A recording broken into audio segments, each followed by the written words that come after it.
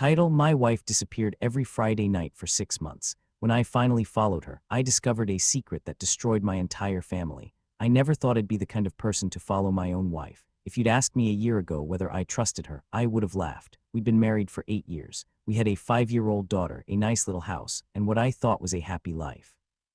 Sure, we'd argue about normal things, money, whose turn it was to do the washing up, or what to watch on TV, but nothing that ever made me question our marriage. Then the Fridays started. Every single Friday she'd tell me she had to work late. At first, I didn't think twice about it. She worked in accounting, and she always said the end of the week was the busiest time. She'd leave the house at 8 in the morning and wouldn't get home until nearly midnight. She always looked exhausted. I felt bad for her. I'd make dinner, put our daughter to bed, and leave a plate in the microwave. She'd come home, give me a quick kiss, eat in silence, shower, and fall asleep. Looking back now, I realized something was off from the very beginning. She never complained about work, not once.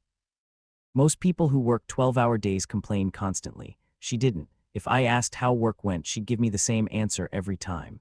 Busy, that was it. No stories, no gossip, nothing. It wasn't until my daughter accidentally said something that everything changed. One Saturday morning, we were eating breakfast together while my wife was out shopping.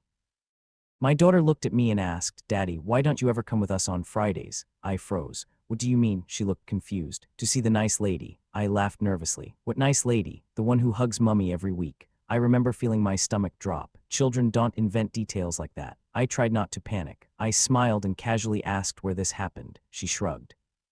"In the big house," that was all she'd say. The rest of the day I couldn't stop thinking about it. When my wife got home, I almost asked her directly. Instead, I decided not to. If something strange was going on, I wanted answers before giving her the chance to explain it away. The following Friday, I told her I'd be working late too. She kissed me goodbye, grabbed her handbag, and left.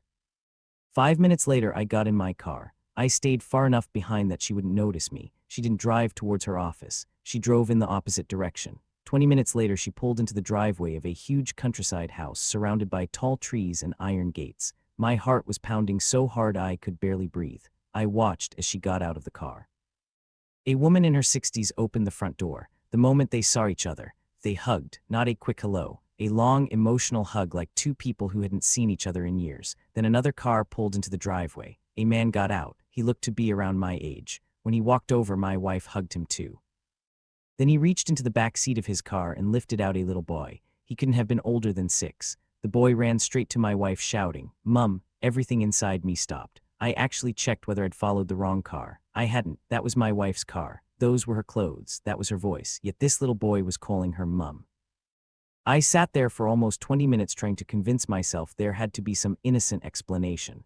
Maybe she was helping a family member. Maybe she was babysitting. Maybe he'd mistaken her for someone else. Then I watched her pick him up, kiss him on the forehead, and carry him into the house while the man wrapped an arm around her shoulders. My hands were shaking so badly I almost dropped my phone. At that moment, I thought I'd discovered my wife had a second family. I had no idea the truth was even worse. When I finally found out who those people really were, it destroyed every relationship I'd ever had.